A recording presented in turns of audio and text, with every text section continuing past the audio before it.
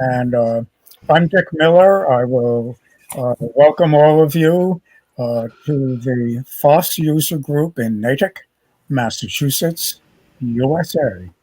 And my wife Jill is nearby. There's one now, and we're the co-operators of this group, but we have a lot of other cooperators, and all together we put together what we try to be a good show. Uh, People who are new to the meeting, I want to point out we go through some things rather quickly and then follow up later with a link or two you can click on and go see what we're talking about. So we might just flag your attention and you might say, I want to hear about that one later. Later probably means sometime later tonight, but at the very worst, tomorrow morning. Algot, question, comment. I can't hear you, Algot. Your voice is off. I don't think. Okay. I was reminding people to mute themselves unless the need comes up to actually speak. That way there's less background noise. Thank you. Excellent suggestion. And Algot just demonstrated how. Thank you. Okay. And one other thing, Jerry now says he might be able to speak. He says he's fixed his audio. Let's give that a try. Okay, on my audio, can you hear me? I can. You sound fine. You look pretty good, but all those helicopters have me nervous. You're here. I've been in combat assaults like that. Not today, I hope. No. Okay. I haven't been in Syria. The sky looks a lot like the one out my window here. Okay. We have fewer helicopters. Quick question for later. Do you have something to report on the Chrome crashes? I think Ed is better qualified. He's the one who told me about it and has experienced them. Okay, then we're all synced in. Yeah. Good. And I'd like to ask anyone when they begin to talk, for anyone who doesn't know you already, would you please just mention your name? Good. I think that'll help.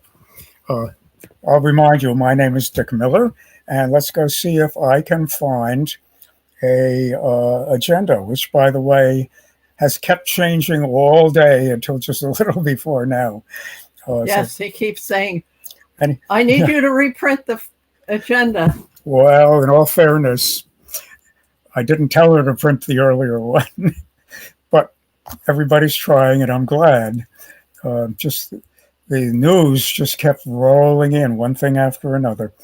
Okay, let me think now. I'm on. Okay, this should work. Dave Hunt, yes, you are muted. I would like the whole screen, I think. And with a little luck, we can. That's okay. Now I have to get there. I see. Let me try this. I should have it ready to go somewhere in here. One of your tabs up here. Let me try this one, see what I can do. No, not that easy.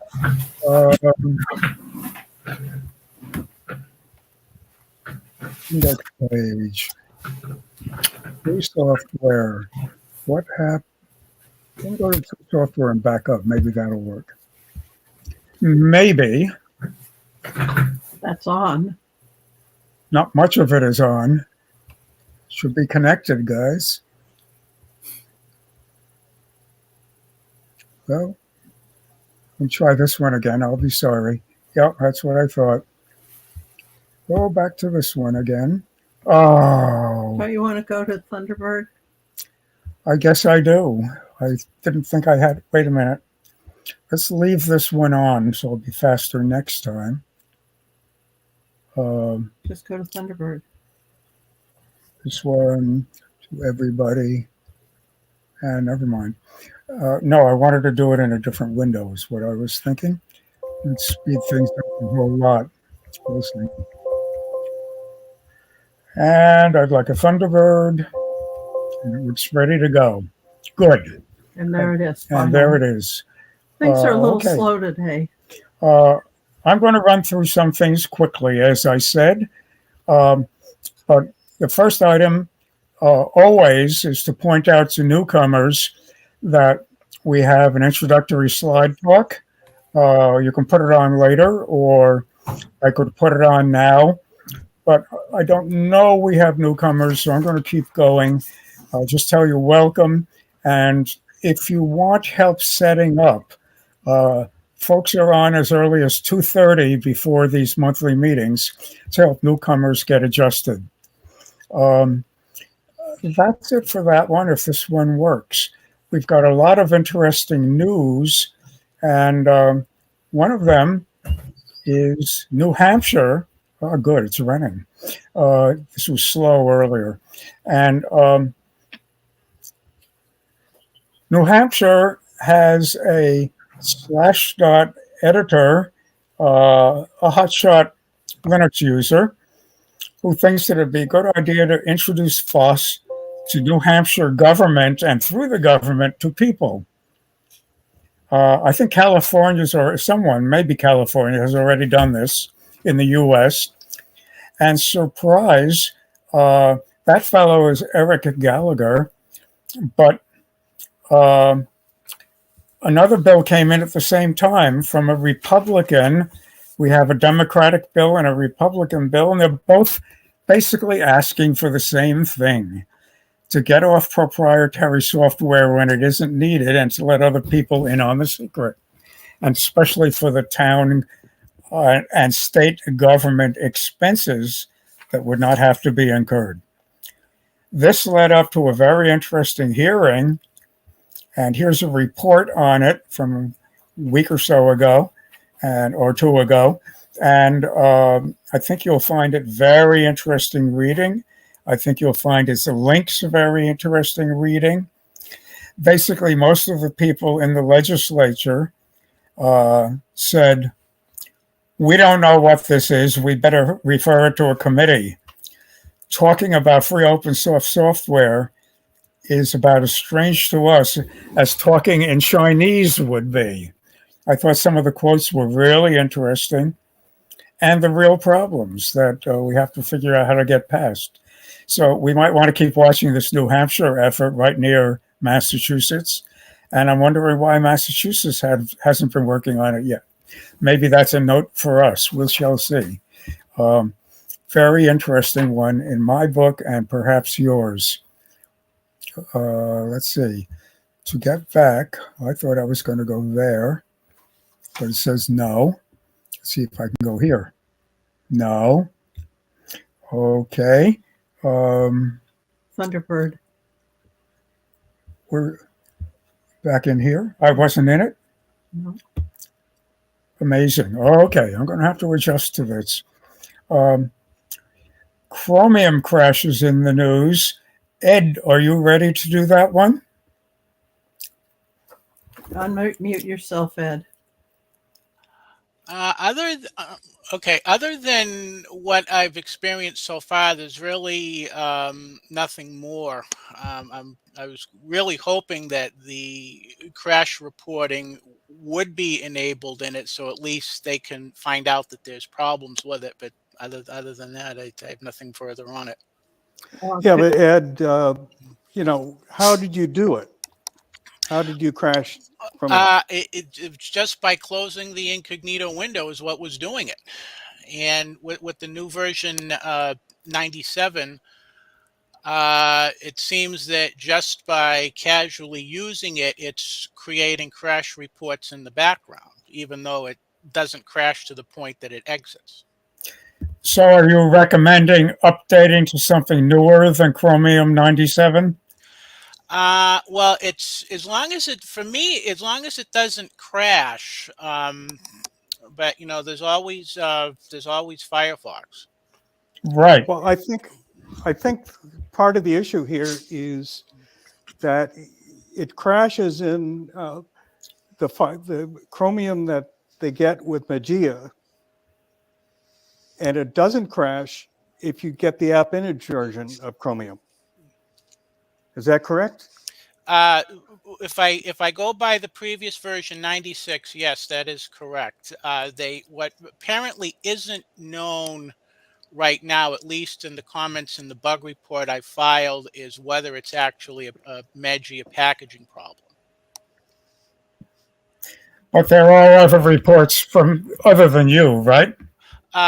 So yes, in fact, one other person was actually able to replicate the crashes. So they obviously know that there is a problem with it.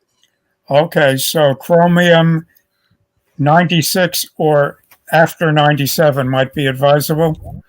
You can, if you can get something later than 97, it's certainly worth a try, I'm sure. Okay, and for what it's worth, I am currently using Firefox, not Chromium. Firefox now works pretty well on these Jitsi connections.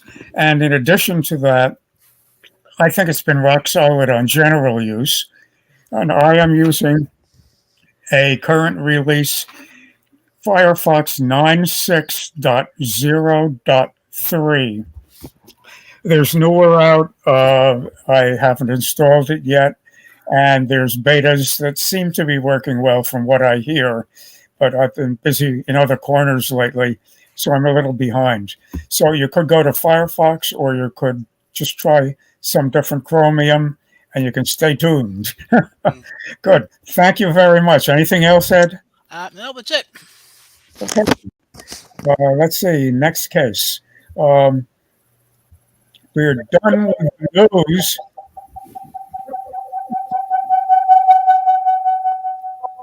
Someone has their sound on, and that's what feedback is all about when it's audio frequency.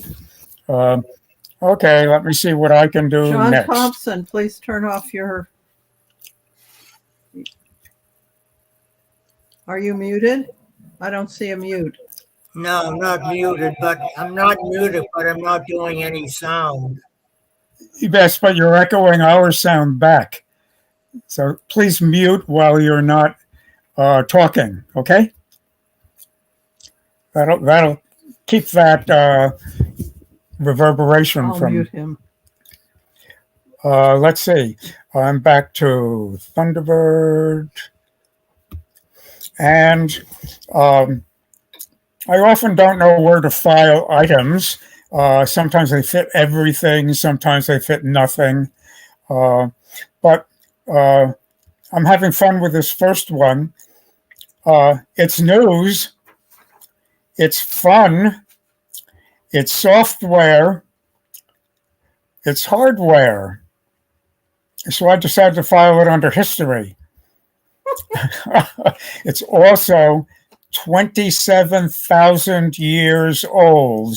Now, this may be a record. I'm not aware of Linux and Photox having been working 27,000 years old on anything other than this. So maybe we're making history here. I put it in history. What am I talking about? Well, let me go out of it and hurtle down to something different for the moment. Just a minute while I pull it up. Guess I missed. Here we go. Photox. And that's my Photox loading. It loaded. This picture is 27,000 years old, which you will point out is not only before computers, but before cameras, and for all I know, before artists. I guess not. But anyway, not only is that notable, but this picture is a picture of the center of our Milky Way galaxy.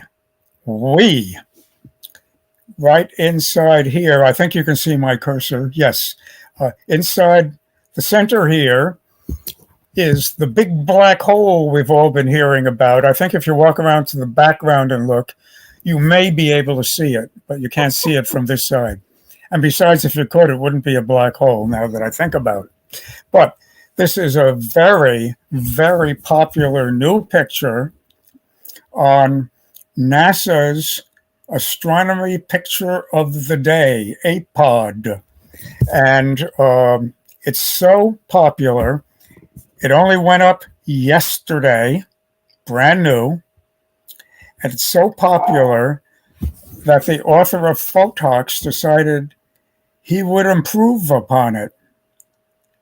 What a good starting point for desktop wallpaper. Isn't that what the universe has been waiting to become? Dick, So, yes. Dave Hunt asks, is this from the new satellite? No, this is not by satellite. This is on the ground, just as if you went out in your backyard with binoculars, except back to the Thunderbird. Whoa, come on, guys. Maybe I'll leave it up, be faster. And I did say Thunderbird. Am I in it? No. Why am I not in it then? Tabbing. Oh, There you okay. go. And the neat thing about it is instead of a pair of binoculars, over in South Africa, there's a radio telescope. The problem is you can't see that image at all in the visible light region. Dust, interstellar dust, just blots it right out. So you have to look in the radio frequencies, use a radio telescope or two, or maybe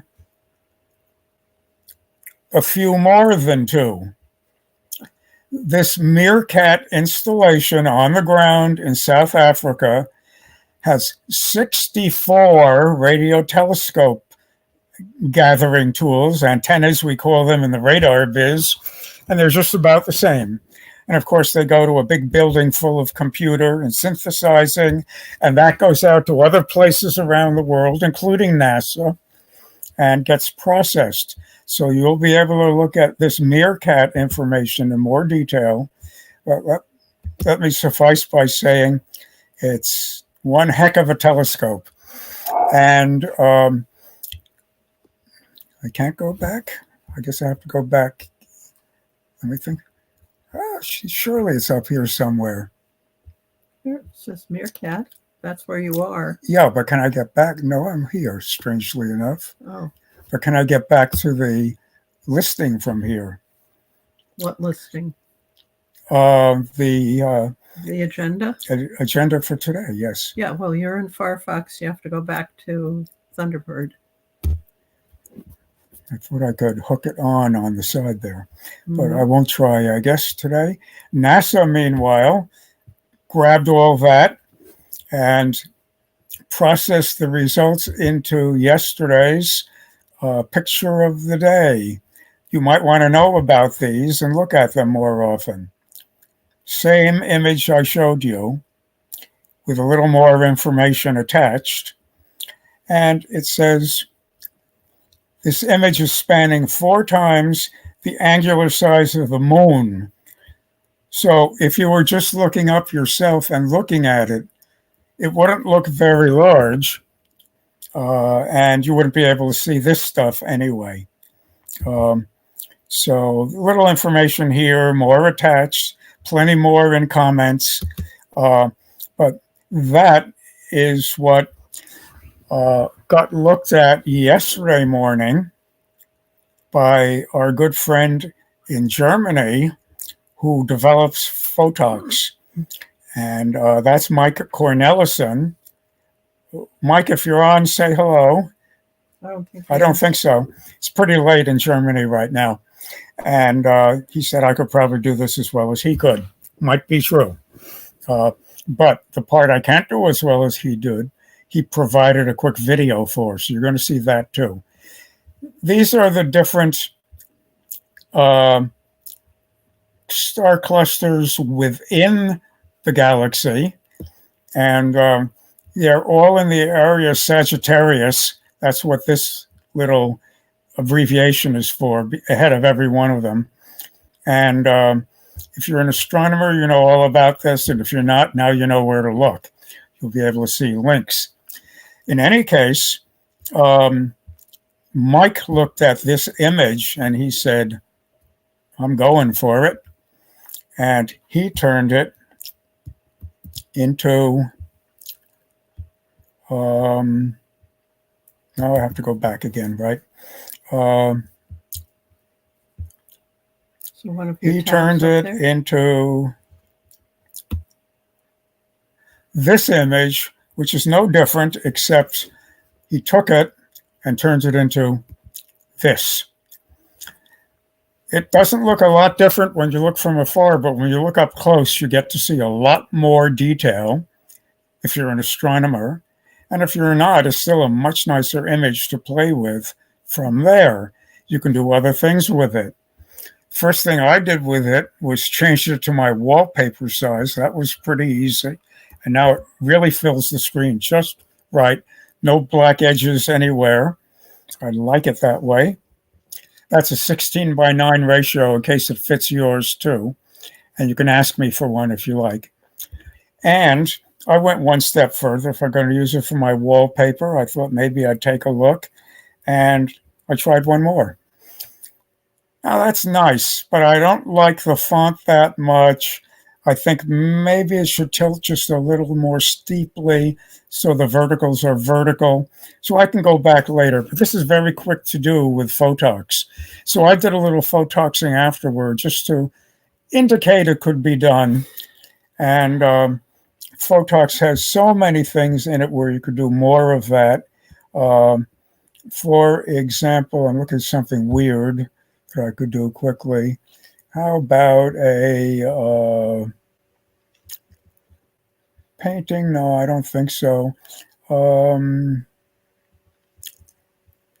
Alien colors might be interesting.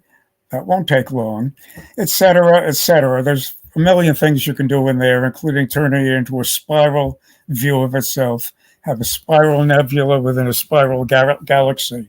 Nice. All kinds of things.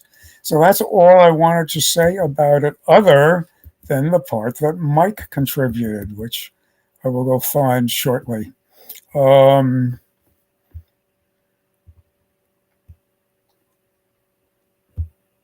Nope, not in box. Weren't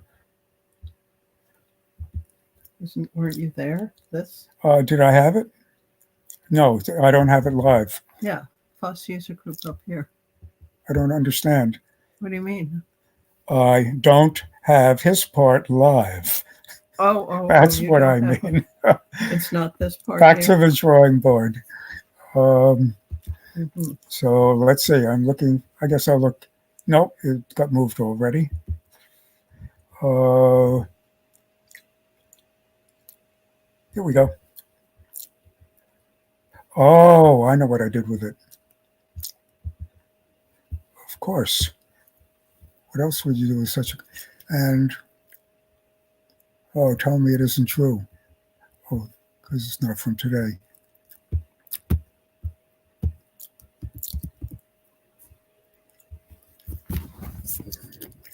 It's taking a while longer to sort than it usually does, but there it is. And I think that'll be it.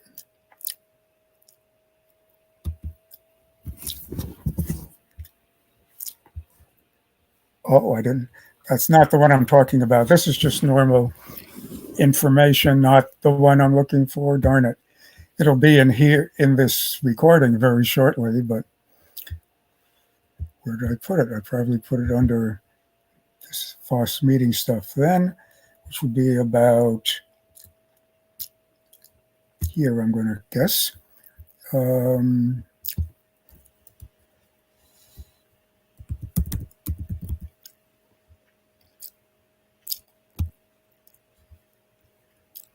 Not the one I'm talking about. You sure you That's want to from- be under FOSS infrastructure and not FOSS user group meetings? Could be. Who knows? There's so much here today. Here we go. Okay, which one's which? This would be the one with the This one, I think. attachment. Yes. Here we go, folks. This is showing you what in Photox Mike did to make the changes. Those of you who are using Photox, I think, will like to slow step through it, but we'll look at the fast version he sent. And here it comes.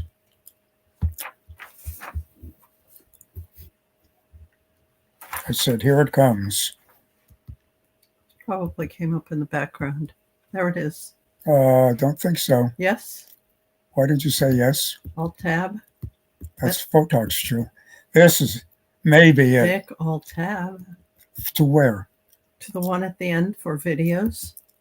Jill, look here. Which one do you This want? one. Thank you. Now we know. And it is running. Let's go back to the beginning. I guess it's been running. Here we are at the start. Mike is working in Photox. The Photox controls at the left. That's the way I set it up. And you can see him making changes. Local and global Retinex are very powerful. Global works, of course, the whole camera. Local, you can aim at what you want to change. And you can do things like that with it when you get there. Bit by bit, he's sharpening, he's enhancing, he's reducing the gray clouds that were in the beginning.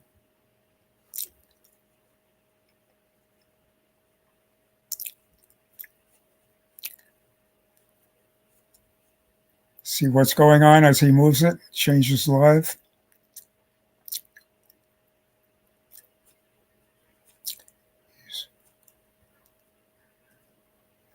And that's it.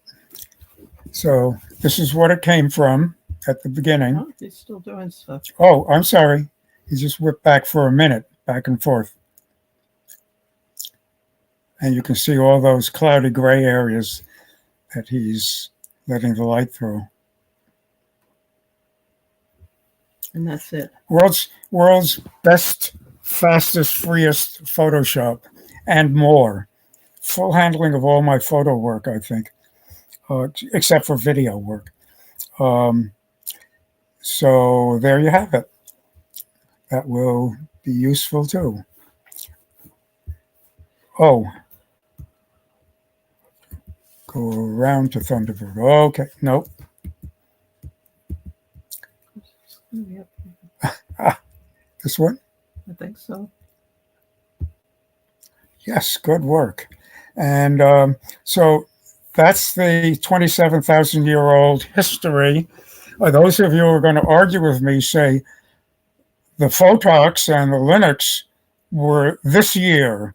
They weren't 27,000 years old. But you're only saying that because you're sitting at this end. If you were sitting at the other end, you would know it's 27,000 years old. And there you have it. Okay. 27,000 light years away. Yes. The center of our galaxy, the Milky Way, is 27,000 light years away, give or take.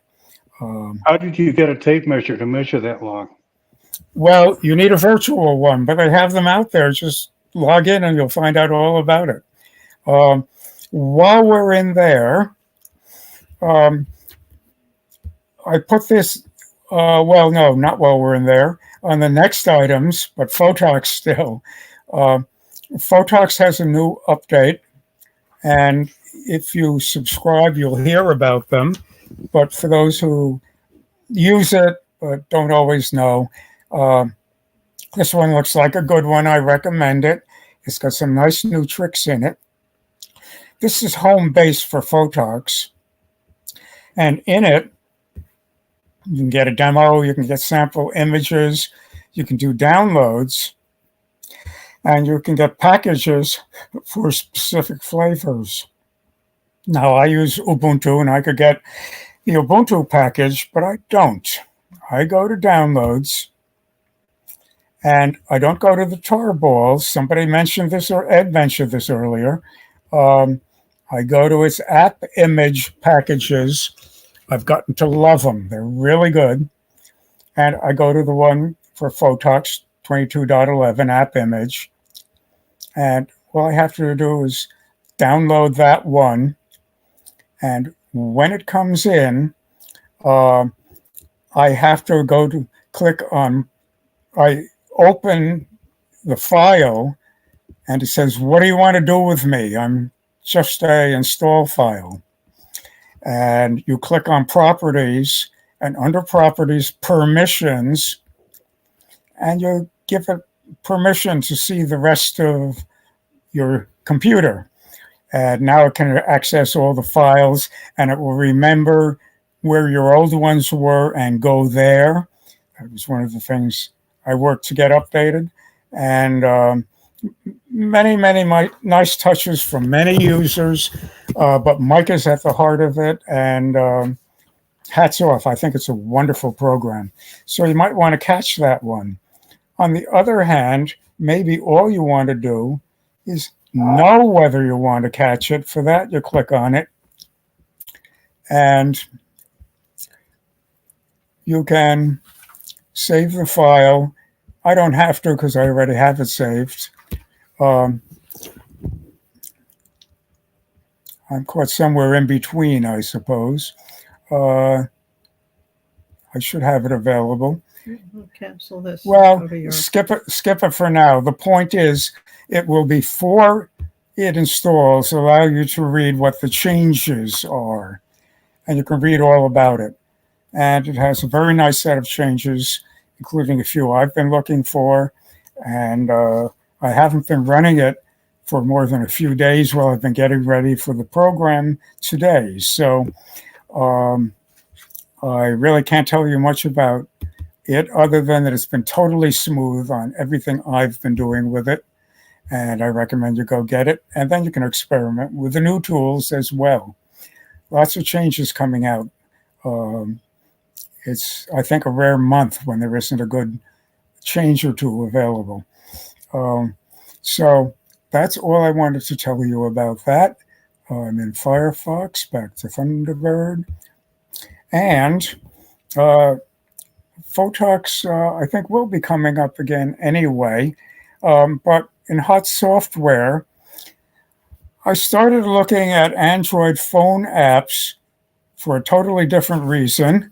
And that is, I went shopping for a new El Cheapo smartwatch. We'll be talking about that. But while I was going there, I ran into this nice little article, which I think you may come to like.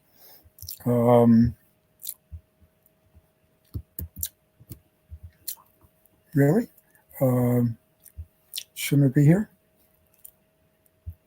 Well, you didn't go to it yet. Nope. Oh, I'll get you back to everyone else. Why don't you close a couple of those extra ones? Sure. And the Meerkat. Okay. I think you didn't click on it not hard enough or something. I thought I did. I know, yeah. If at first you don't succeed, try a few more times. Thunderbird. Oh. I thought I did that part already. Oh, that's the part you think I didn't do. Okay. Click on Android phone apps. Here, right? Yeah. And now you want me to switch, right? It didn't do it because it didn't turn red. Oh, you're right. I think it must have a bad link. It winks red. I think you have a bad link in there. Select all. Try copy link location. Yeah, let's try that. And now, I thought I tested it, so I think it does work. Well,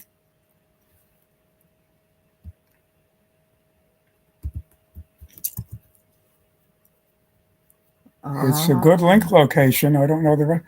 No, maybe it isn't. it's not a link. It didn't go to it. Right. Okay, where's the 11 one?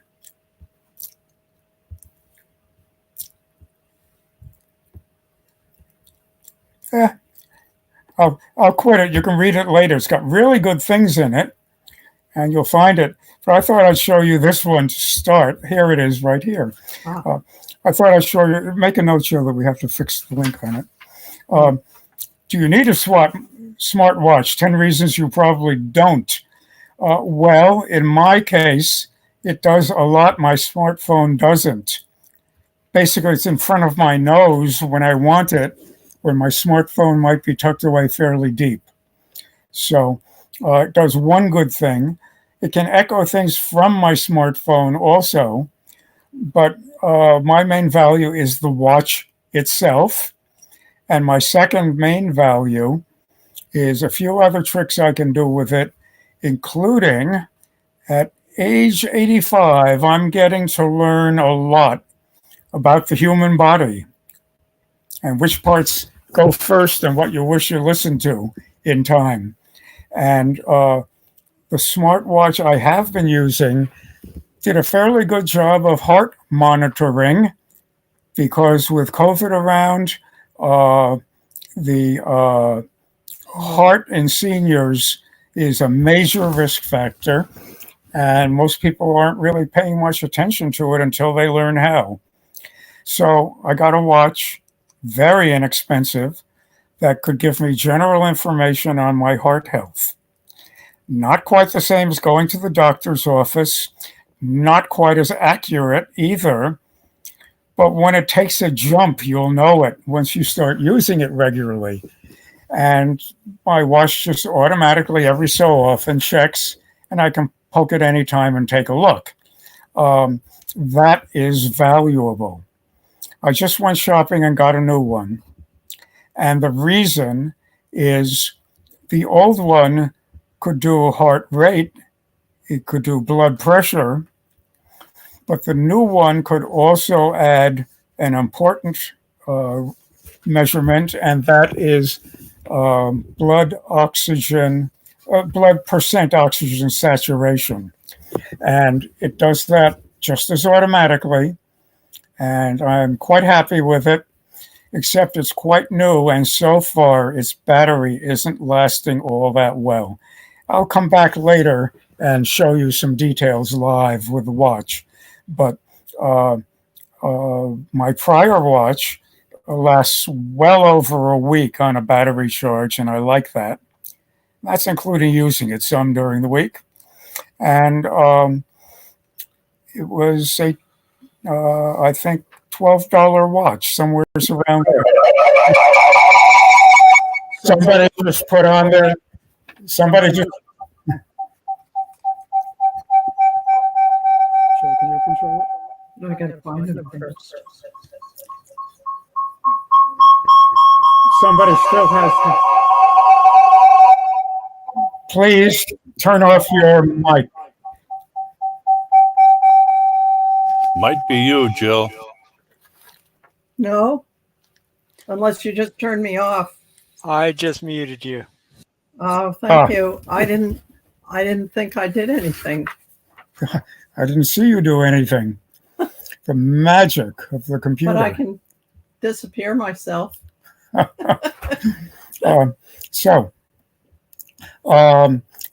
watch I had that was doing everything fine up to but not including dissolved oxygen in the blood. It was called an IG. It's International Donald. I know what I want to say instead, but I won't. 205L as in lovely. So ID 205L. That's a model number. What's the brand number? Name. You don't care. 57 different brand numbers come from the same Chinese factory. If you order 500, they'll put on any brand name you want. And you'll probably order a lot more than 500 if you have a brand name, because they get cheaper by the dozen, as it were. And when I say my price is between 10 and 15, the price of that vendor who's going to have a brand name on it is going to be something probably between $1.50 and $2.50 US. And then they'll add shipping, but shipping for 1,000 of these watches doesn't cost all that much, and you can afford to do it by air freight if you're selling them for that much difference. So you don't look by brand name, you look by model number. You get a lot of brand names. If you look at them closely, they'll all be the same. However, if you look very, very, very closely and read the detailed reports, you will find out that even the same model number has little upgrades, and they don't change the model number for it because people think they know that model number and they wouldn't otherwise. It's very confusing. There's no version number attached to the model number. So you'll learn more about it if you look, if you're interested, but just go for the model number and then look close to see when it was first posted, when it was first introduced, whether it's the newer version or not. And for that, you need other clues. This is a good one. 11 Android secret security codes, but not what I'm talking about. But what I'm about to talk about, let's see if the 11 program ones are still there. Let's see, it was 11 smartwatch, I guess. So I'll look for that here. Android phone apps. What? Was 11 Android phone apps. Okay, good, thanks. On them. How do I look on them? Come on, guys. Here we go. There I go. This is called Make Use Of. That's why it's abbreviated there. And makeuseof.com is worth knowing about. I'm going to say 11 Android phone apps. Oh, thank you. Separate word? Yes. And that's the one that I think you will have as a item on it. We'll look at it just because we did all that work to get there. And, aren't you glad you're not running Windows 11? But in any case, these are the apps they picked as really neat ones for a lot of users of Android smartphones. And they're going to be good. You're going to be enjoying this. But the real message here is out on the main page. This is a spectacularly good web page for a number of things. And at the very beginning, they'll give you today's latest, greatest on different things. They'll give you a batch on Windows, a batch on Android. Come on, guys.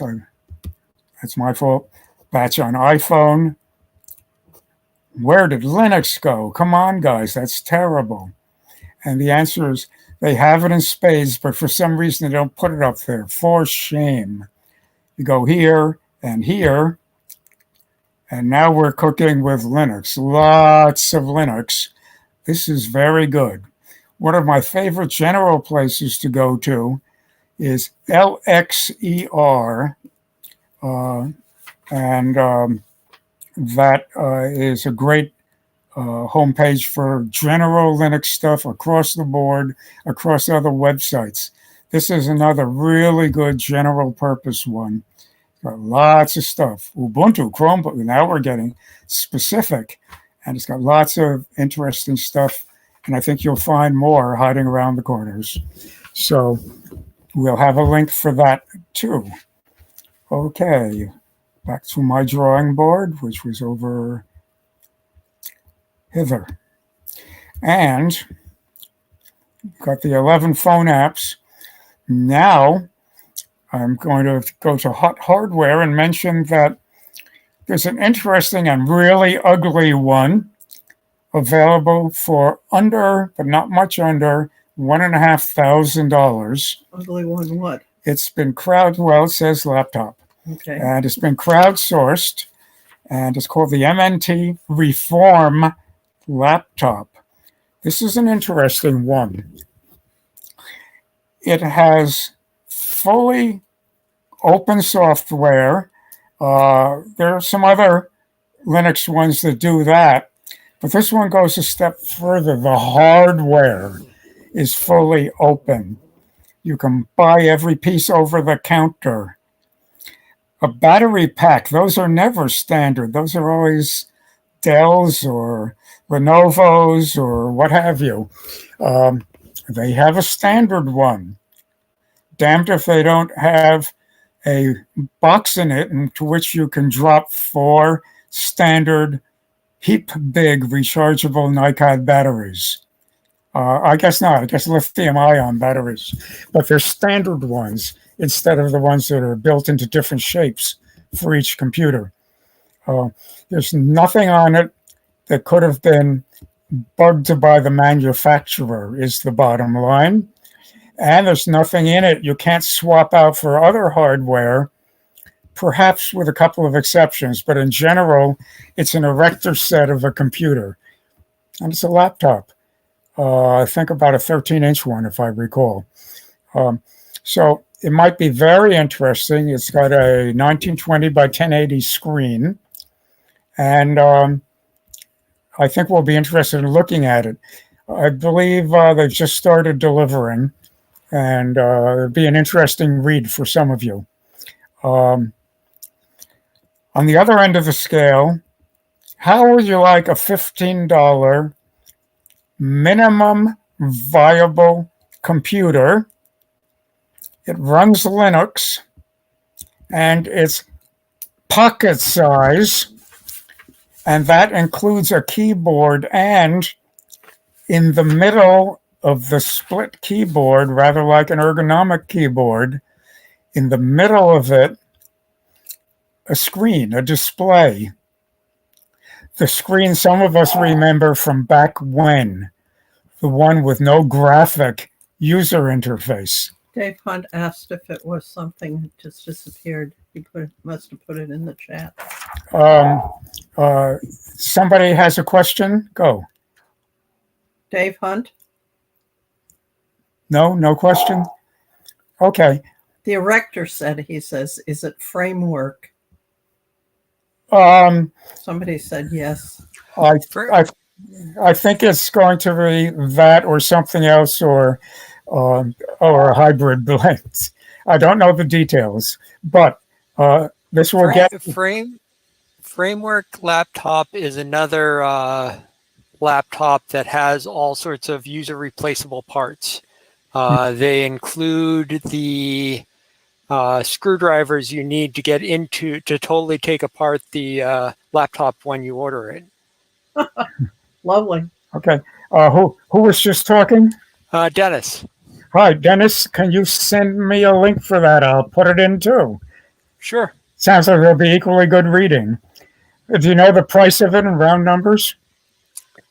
The one I keep pricing out ends up being 1,600 or so, but that's because I'm putting a lot of RAM into it. They look like they're in the same ballpark. Great. I'll put it in right with this one. Thanks. You can look forward to that, everybody. On the $15 special, it looks a little different. A screen display fits between the two halves of the keyboard. Think about that. It's not going to be real big, and it's not going to be color. I don't think so anyway. And I know it's not going to be 1920 by 1080. What it's going to be is a little screen running the way we used to run on a Linux terminal window. You can still do that now, and if you cut it down to maybe 320 by 240, you might have an idea what it will look like. I'm not sure I'm right, but the point is it'll be a text terminal window. $15, this sounds like fun. So maybe we'll know more about it in the near future. I think the first ones get delivered in April, and I believe both of these projects are startup projects where, the group pitches in to make it a viable project and then benefits from it. Sort of free open source capitalism, if you will. So I like that too. So I thought this was interesting. And what I want to emphasize here is the huge price range on these things. And of course, you can pay double the 15K quite easily for a laptop or desktop computer, depending on what you're shooting for. An immense spectrum of prices. With that in mind, I took a look at the $300 to $500 smartwatches that are typically getting shown in the stores, and I took a look at this. Now, again, I'm used to these. I've been using them for years now, but I thought you'd like to look at this. I'm only showing you ones that are unlocked. They don't depend on a particular um, Verizon or T-Mobile or what have you. You can pop in whatever SIM card you have and use it. If the watch has a SIM card, a lot of them do. If they don't, you pop it into your phone and it hooks to the watch. And look at the starting prices. $6 and it's new. Be careful. This is a smartwatch, but the Chinese ads in English also often call it a health bracelet rather than a watch, or a wristband. And wristband may mean the item, and it may mean the watch. But there's something else you have to worry about. Let's see if this one does it. Band color black with choices. $4.99 each. No, this isn't a good example. We'll find one or two in here. What happens is you click on it, and what do you know? It's got a watch band or maybe a charger cable for it, something like that. And then it's got one or two or three watches. And they advertise the price of the cable, not the price of the watch. When you click, you find, oh, this is $40, not $4.95. So there will be some of those. So you have to watch wristband, watch band, Fitband, smartwatch, all get kind of blurred together in a bunch of these ads. Nonetheless, there's a lot of good real ones at around the $10 level. Have to go back here. Got it. And this is the first one I think that I noticed that looks like the kind I like, in that it's a square one. Looks kind of like Apple Watches and that sort of thing, and works well for a lot of things. $10 to $28.99. What could they be talking about? I think this is one of the ones I was describing. Black Pro, charger, and more pros. Okay, let's see what we get. So $9.60. That's a great price. Let's get the plain black one. That's $24. That's not $9.60. I'm sure the fancy black one isn't the one. That's $29. So this indeed is one. They're showing you watches, but they're pricing you a charger. They're not even showing it now, but I guess it'll be in here somewhere. You'd think so. Come on, guys. I don't even see a charger here, did it? I think they're really spoofing it on this one. So they'll sell you something, and they'll claim it's what you ordered if you don't look real close. Just make sure you're getting the watch. Look through those options. Buyer beware. Buyer beware. The proof is left to the poor sucker. Okay. So there's a lot of them that are interesting, but between them, there's only a few that'll be the kind I tend to mention. This is the last one. If it has a problem, they have trouble shipping you a replacement. They'll take it back, but will have more hassle for it, and it's got a shipping charge added to it. I think it's the very one I use. Looks like it, but I'm not sure from what it says. How it says wristband. Looks a lot like it. Wristband. Are they selling a wristband or a watch for $11? I'll leave the proof to the experimenter, but I'm looking for one I know is mine.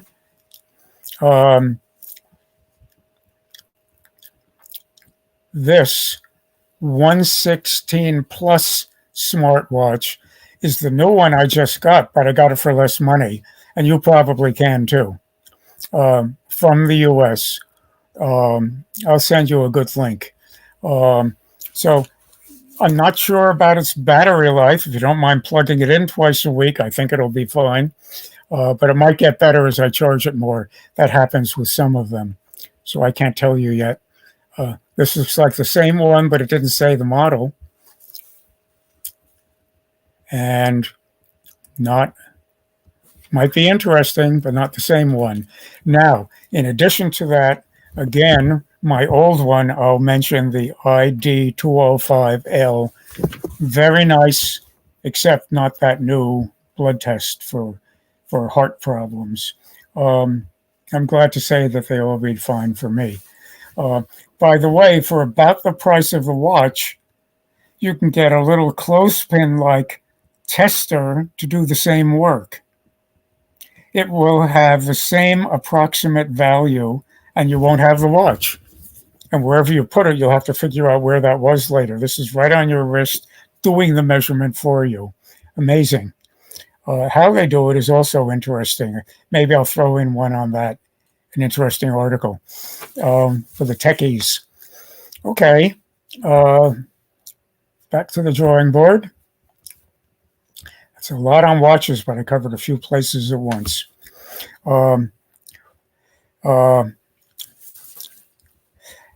Smartwatch info is something I wanted. Some of it's on the watch, some of it goes on your smartphone to talk to the watch. And I found a lot of good info of that kind, and you'll get the link. But then I took a look at where I got it from, and it's that make use of. Here's its main home address, and it's that simple, and I already told you about it, and we looked at it.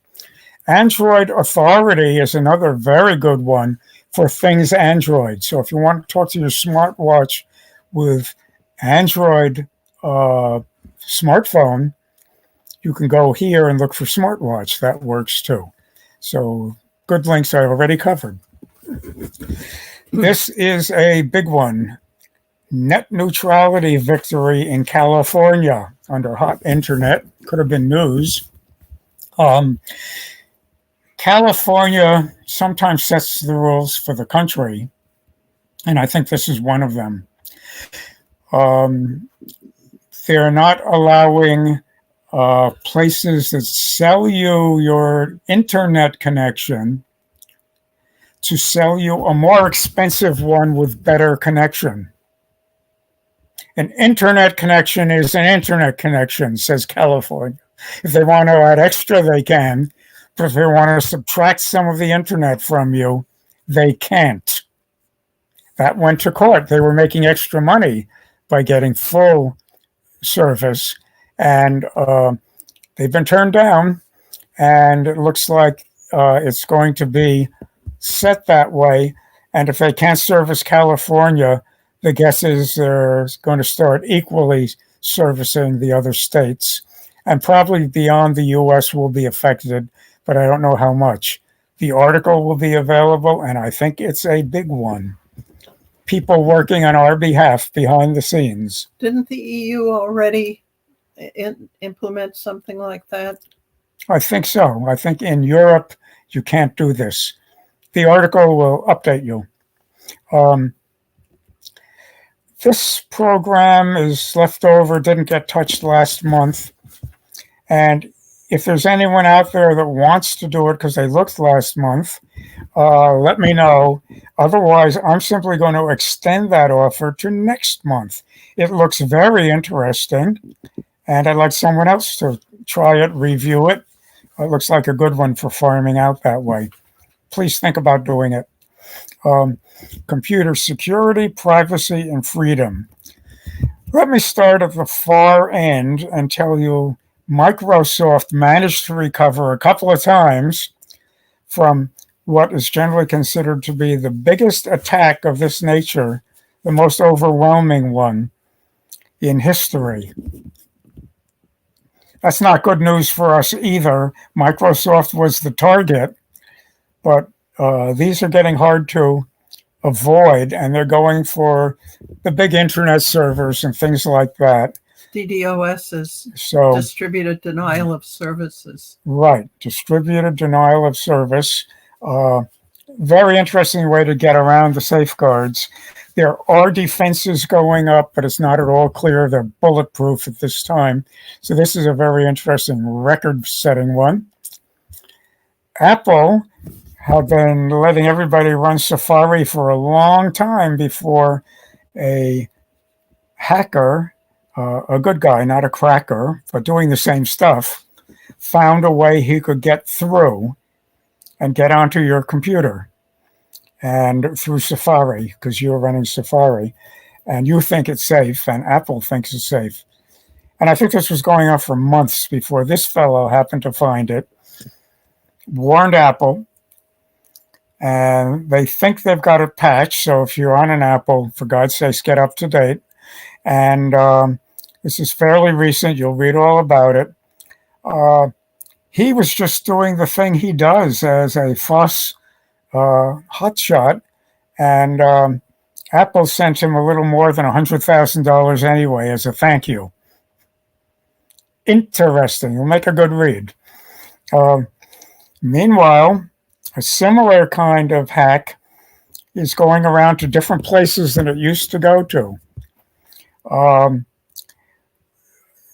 Belarus now, had hackers take down its entire railway system, all the timetables and everything went back to manual or telephone, I guess. And I'm not sure they can even do the manual part locally on computer once it went down. So this is a kind of, and they had a ransomware demand, which included some money. That's not the important part. The important part is their ransomware demand from a upstart group, I believe, in the Ukraine, was worrying about the Russian attack, and they made the Belarus railway system promise that it would not transport Russian troops, period, end of statement. So, are you for or against these hacks? Well, the real bottom line is it's a first. There's going to be more like this. They're going to be flying in all directions. This cat got out of the bag. You're going to want to read it and think about the global implications. What would you like to cripple? What would they like to cripple? Are you sure you can keep everyone from starting the crippling? Or is it like the US coronavirus vaccine story? So a very worrisome one. This one's already going on. USB drives, you might get a good refurbished USB drive, except it's not a good refurbished USB drive. It's got malware in it. You can take a look at that one too and tell your friends. We like refurbished internal SSD drives, but we can rewipe all of that. So worth a read, worth paying some attention to if you go for that kind of purchase. I'm sure there's plenty that are safe and reliable, but I wouldn't buy from an unknown place without reading that carefully. Okay, that's what's going on out there that you better shudder about. Here's a different one. If you've got a new car It's got a lot of computer working away inside it. It's got computer doing the automatic things from the factory, but it's also got lukewarm AI in it, learning what your habits are and picking your choices and how hard you step on the gas when you start and things like that. It varies a lot from model to model and brand to brand. But if you're going to sell your car, what do you do about your personal data that's now built in the car? If you are turning your car in for overnight car work or for 2 hours of car work, do you know who's working on it? Do you know if he has another job as a hacker? Do you know, et cetera, et cetera? Well, maybe what you'd like to do is to read how, I think they give you 8 different methods to remove your personal data from a car. I'd recommend you back it up first, by the way, before you remove it, so you can put it back quickly. Tesla owners especially beware. Tesla owners, we've got a Bolt EV and we've been advised, etc. Very good to know about.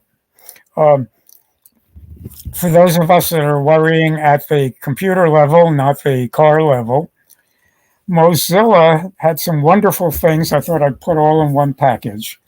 First of all, I think a lot of us don't know about this one. Remember, Apple, for instance, might have turned all your data over to someone else while Safari was letting people do that. How do you know?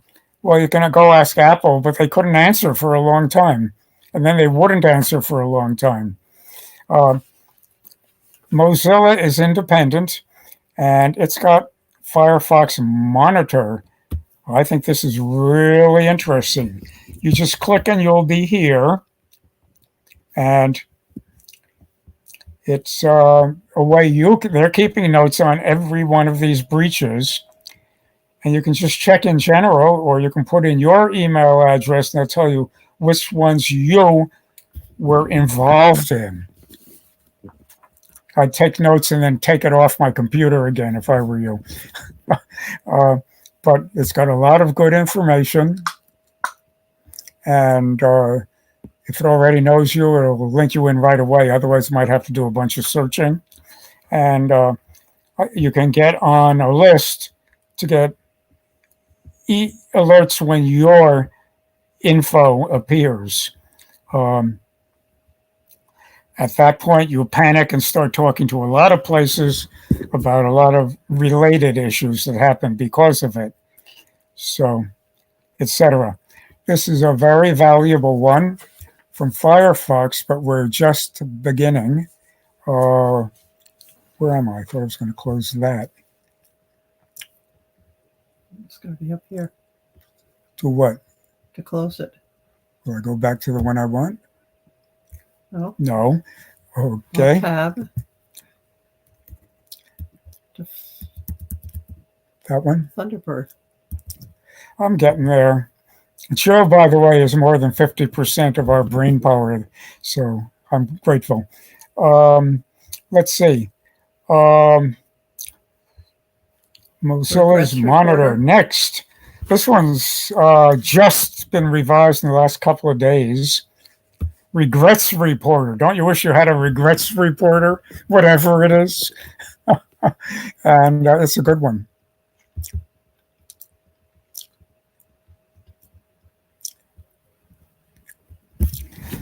Regrets Reporter extension to Firefox gives you more control over your YouTube experience. You may know that YouTube has been tracking you and deciding what to feed you. And that gets contaminated by various ways. And this is how you feed them instead of them feeding you. You tell them what ones you don't want, and it's a stop recommending button. So that, for instance, if you accidentally went to a QAnon YouTube place, you can stop them from sending you more QAnon stuff. Now, or perhaps you accidentally clicked on some porn and you don't want anybody in your family to see the new recommendations from YouTube. Especially the best ones. Right.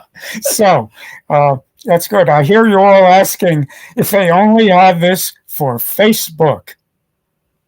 Well, as a matter of fact, let's see. Is that under the more? And more. This is Firefox again. Oh boy, do they have stuff. They have so much stuff. You'll be amazed at how much and which ones. But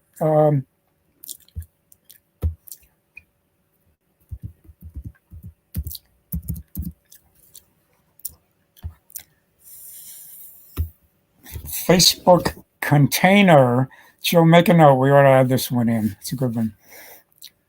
Is that what you were looking for? Super simple. So yes, there's other ways to do it, but Firefox is really doing some amazing things. You might want to look at their developer stuff up here somewhere. There you go. And in addition to the developer stuff, they've got stuff called developer.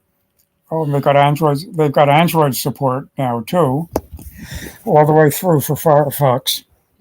It's what I tend to use on my smartphone. Pretty sure I've got that and use it. But one thing they call for developing is simply for developing web pages. If you want to just develop a nice web page without being a programmer, they got some nice stuff for that also. They're not the only ones, but a good group. So I recommend that. Don't go to Microsoft's Edge offering or its older ones. And Safari has had some big trouble recently. Chromium has had a little trouble, but I think they're getting over it fast, and they're a good group. And so is Firefox. So there you have it. Other will cover so many good things you want to know about it. Next case. We're doing well here. Finished all the ones under that big subject. Algot is going to tell you something good about Wordle. But first, I want to say I like my title for it. Wordle's Wordle Hurdle yields over $1 million. But before we do that, Algot, I'm going to do one. This was yesterday's special, and somebody sent it to me. Thank you, Charlotte. Thank you, Charlotte. And this is it. Everybody's talking about Wordle. So, Algot, can you take over? I'm ready.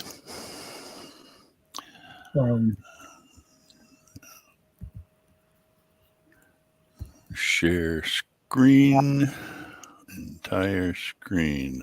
I think you need to unshare before I can proceed, Dick. Am I or are you doing that, Joe? You're doing it. You need to go to the Jitsi page. Yeah, was that up in here or not? I don't know. That's Photogs, right? Yeah, close it. Don't close Jitsi, just unshare your screen. I wonder if it'll go back to Vivid.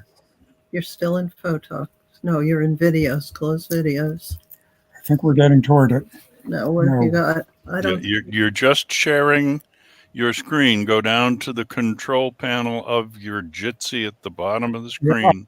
He's trying to find his Wait a minute. Can't get there. Let's see what else I can do. Dick, how many? That might do it. Nope. Doesn't. Dick, how many Firefox tab don't go away. Windows do you have open? Look in here. I've only one of these, so that's not the problem. And go over and I'm trying. Can you unhide it? It's not that. It's this. There we come. Go up to your.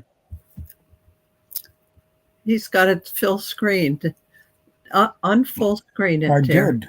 No, you Tell didn't. you I You did. full Okay, there screened it. we go again. Now go over Better. to the side. Okay, what would you like? Do you have more than one No, Botox thing? one here? is open.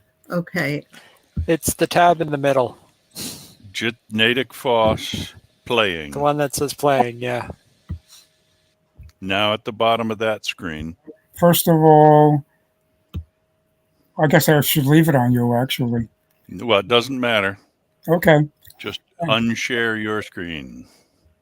I think maybe we're getting closer. Is the one I want? No. No. The little arrow pointing to the right. Thank you. You're still there. And where am I? Microphone, camera, share screen in that order. Yes, I thought I was there. He already unshared. He unshared? Yeah. Yep. Okay. So let me now share my entire screen if it now allows me. And I'm where you were. So now I want to go over to the Wordle. I'm in Firefox here. This is the article that I put together for last month. And I just want to update quickly that there are new versions out for Japanese and for those who want to do equations and not words. I haven't played with either of those, I'll admit it.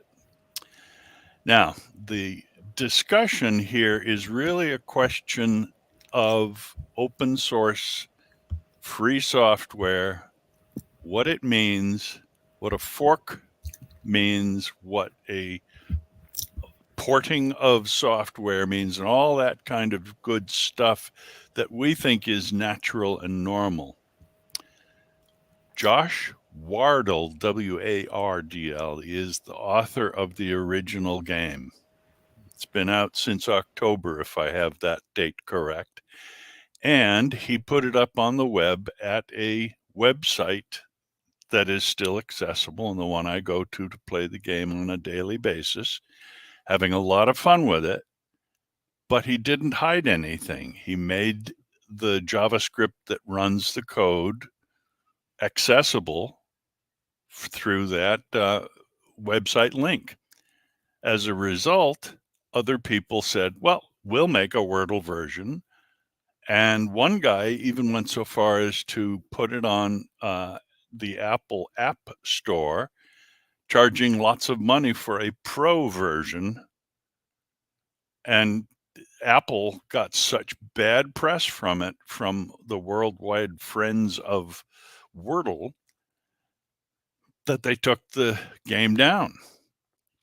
And in the meantime, sometime the end of last year or the very beginning of January this year, the New York Times came along and paid Josh Wardle at least $1 million.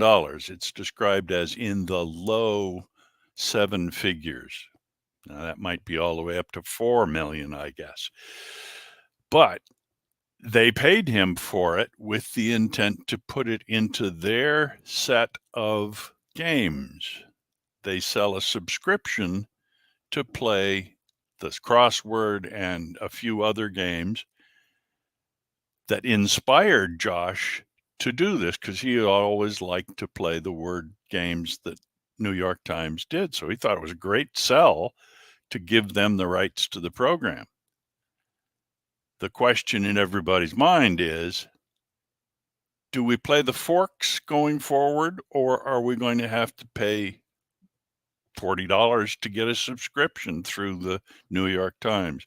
Nobody's really too sure about that yet, because the Times has apparently said, we're going to leave it free for now. Along the way, as I said, several people have attempted to put up versions of it, including this version. It is wordlegame.org. And it looks very similar to the game that you play. It's got a little bit of advertising involved. Nice set of instructions that are similar to the instructions of Wordle, but nowhere in this article that I can find does this game mention Josh Wardle, or the fact that the New York Times has now purchased, theoretically, the whole shebang. These guys are allowing you to play in several different languages. They list English, Portuguese, Spanish, Italian, French, and German, and are updating along the way to make sure that the guesses are working well. So there's some tech expertise going on here, but I'd have no idea who these people are. I did a who is domain name lookup, and this is hosted by GoDaddy. Now, I have my doubts that GoDaddy is the place that Wardle is connected with, because he is on a UK domain. And New York Times, I kind of doubt that they are using GoDaddy to host their version of the game. So who are these people? How good is their product, and is it fair? Well, that's part of the dilemma we have with open source free software. Wardle did not do a trademark. He did not do a copyright. He did not do a patent. He didn't do any restrictions. So this game is probably not illegal, might be a little bit unethical because there's no mention of Wardle, but here they are. They are expanding it to go with 4, 5, 6, 7, all the way to 11 possible letters. I can't imagine trying to guess 11 letter words, but I'm sure it's much harder. As far as it goes, I don't know what to complain about, but it's an interesting set of progressions that kind of dovetail with our ideas of what free software are. I thought it was really worth mentioning here.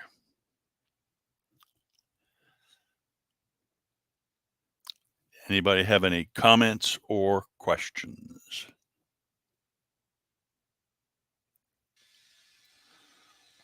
Or am I completely not being heard? When you, this is Dennis, by the way, when you told about Wordle last meeting, I did a search on GitHub soon after that and found lots of different versions of it. Nice thing about the game is that it's so simple that anyone can just quickly code up a version of it. And in a lot of respects, this is kind of like the development of Sudoku. The developer, in this case of Wordle, is getting a big payout from the New York Times, but like the creator of Sudoku, he didn't put any restrictions on it. It's just kind of, he threw it out there, and it attracted a lot of attention from the simplicity of it, but also the complexity of it as well. You know, it's seemingly simple, but there's a lot of competitiveness that people have with it.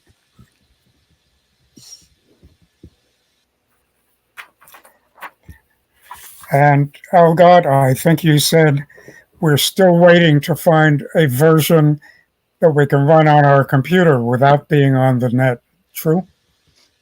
As far as I know, that's true. Although, because it's JavaScript, you could download the version that you like the best and just play it in your browser without being online.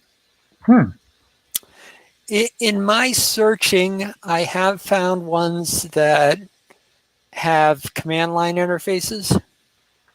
I haven't found one that has a nice, pretty it. I haven't tested out any of them. I've just looked at them and said, "Oh, yeah, it's a command line interface." There are many that are web interfaces, like original Wordle site, which Maybe next month. Personally, I think it's no impediment to be playing on the original site at Wardle's original site. So, Well, I'd like to feel confident about that, but it's getting to be a bigger target now, I think, just because of the New York Times. bigger target in the sense of Hackers, crackers. someone might attack his site. Yes. Someone might put up a Someone might attack the site with some malware that goes out rather than just take out the site. That's my concern. I mean, we had some examples of that in today's items. So it's that popular. So I kind of like to find a way I could just run it on my computer. You are going to eventually find that the word list that it's based on will run out because a 5-letter word list is finite. It won't be a break. I don't know the actual length of the word list, although my son tells me that the cheaters out there, and I'll mention another couple of cheat possibilities if you want to know them. The cheat possibility that he noticed is that the word list is in the JavaScript program. That's why I have hope. I expect we'll see it somehow. I really like that name, Nerdle. Yeah. I expect when they run out of 5 letters, we'll meet Wordles with an S at the end. And well, as I pointed out, at least one group, that WordleGame.org, offers up to 11. I've heard of another site that does 2 words at the same time. Oh, that's according to my calculations, 11 letters will stretch from here to the center of the galaxy. So it'll be good for 27,000 years. Don't be that snide to say that we can have 11 consonants in a word and it will work out. Well, remember, you can have multiple of the same letter in a word in the regular Wordle. Right. But of course, if you warp drive, it takes you a lot less than 27,000 years. Either way, I may not notice. Well, thank you very much. That was a good one. And let me see. Go back to my display. And by the way, am I invisible here? You're invisible here. You're up there. Oh, okay, good. Now I'm visible. And I'm not seeing you.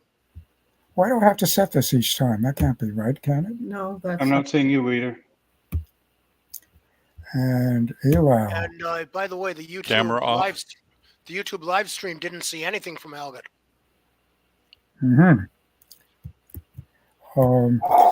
Okay, let me see. I think the very last item on our list is an interesting one. Take Wordle, bend it around a little bit again, and design it with a really incredible collection of learning tools that are games for little kids. I think this is awfully nice, but I might not have had any friends at all if I had a computer in this. I think you tell a kid, can't watch it any more than an hour, and that'll a day, and that'll keep the kids from getting antisocial. And for the kids that don't like computers, if you tell them they can't watch it for more than an hour a day, that'll give them an incentive to watch it. Uh, so this looks wonderful to me. It's not showing. It's not? Oh, I thought I did that. What the heck? All I've been seeing of you is this. Oh, ah. Well, why? I thought they said they did see me. Or did I mishear that? I saw it on your screen. I saw you on your screen. Well, I'll tell you what I'm going to do. If I find it shortly, I will. You will have the ability to download it, run it online, or just read all about it. We'll have that link for you. And I think you're going to like it. And I think you're going to know some friends of yours and some kids who are going to like it too. Dick, it says you're still sharing. Yes, he is sharing. What's But it's not showing up. I'm also supposed to be able to hit D and have it flip the screen, but it didn't. What else can I do? Well, all Let's I've been see. seeing is your initials. It should be in this one, right? Connection lost, it says. Oh. So what do I have to do now? Just I don't know. go from where? Which one of the many? Tell you what I'm going to do, folks. I think I've finished everything I have to do in terms of it, and you don't need to see me that much. So I propose that we go on to questions, answers, comments, whatever. You're And not going to let me do the. oh my thing? god! Oh my gosh! Oh, absolutely! I said the last thing, and I don't know why I said it. I'll go fix that. For Jill, Compris, Jill, Dick? wait. Wait. Jill has a good one she wants to propose, and then we'll come to the general stuff. Okay? Dennis has had something to say. Oh, Dennis, what? That Compris program that you were talking about? Yes. Just so you know, if you happen to be on Fedora, the Fedora distribution includes a really old version of it. Oh, So if you want to try it out, you might want to not try the one that's included with Fedora.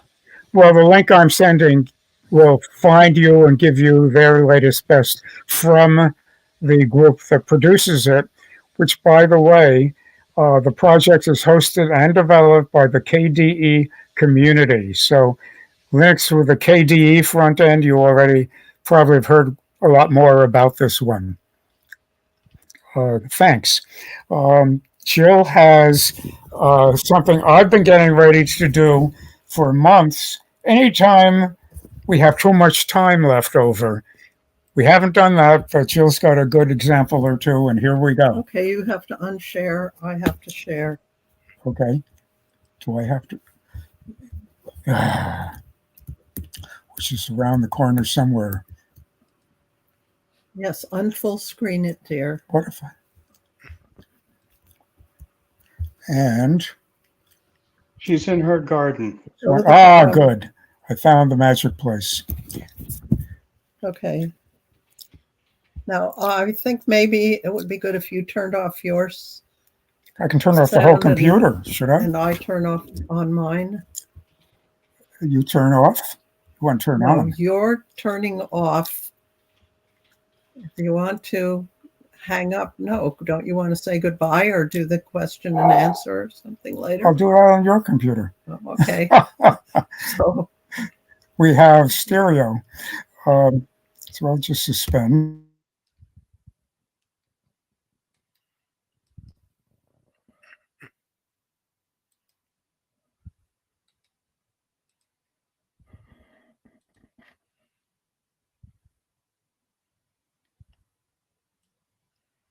I'm not getting anything.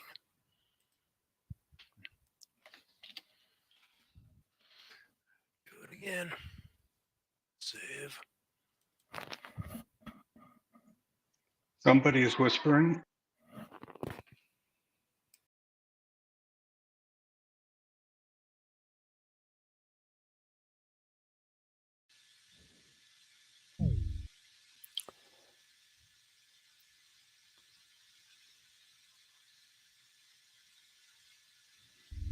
spam messages and what kinds of things to watch out for. This is just sort of a general talk about easy stuff to get up to beware of. So my first thing is, in addition, I mean, some of these look like ads that you might have asked for or something. But what I do is I look at the address first, at the address that it came from. If it's .de, if it's .net, the problem with .net is that oftentimes they're real, so you can't do it. But here's SZWY info at szwyd.net, and it's allegedly from the FBI. Yeah, right. So easy. It's always asking for my Costco experience, my Walgreens experience, my Kohl's experience, places that I don't shop at. So if it's from soeasylife.com, I immediately know it's spam. If it's .info, it's often spam, not always. There's another .net. Netflix feedback. Well, I don't watch Netflix, and a lot of places want your quote feedback unquote, but they're looking for your information. .co is a hard one to filter for, because when you filter for it, you also get all the .coms. However, if you get a message that has a lot of verbiage like this one does, let me make it bigger so you can read it. It's supposed to be hidden, but Thunderbird doesn't hide this stuff. And the reason it's in there is so that the text in it's sort of camouflage for their text that makes the AI not see their text as a problem. And this one says, is how to drop 1 to 2 pounds before dinner tonight. Well, yeah, just don't drink water. If it's .shop, I know it's going to be junk. If it's .xyz, it's junk. If it's .digital, it's junk. If it's, there's the old so easy life again. Take a survey. You could win $50 to use at Walgreens, your pharmacy visit, right? And if it's in a foreign language, unless you specifically know how to use that foreign language online, it's pretty sure to be junk. And this one is in Russian. And I noticed that it's from Images des Pyrénées. Okay, Images des Pyrénées. Well, why is pictures of the Pyrenees appearing in a Russian language? Anyway. Oh my God, first the Ukraine and next. Right, France. So that was just a quick overview of things that you can be pretty sure are junk mail. Not necessarily stuff that you have to worry about, but sometimes they're just, people trying to get you to buy something. But more likely they're looking for your information. The more information they get, the more they can get a profile of you, the easier it is to figure out how to get past your suspicious defenses. So that's all I have to say about that.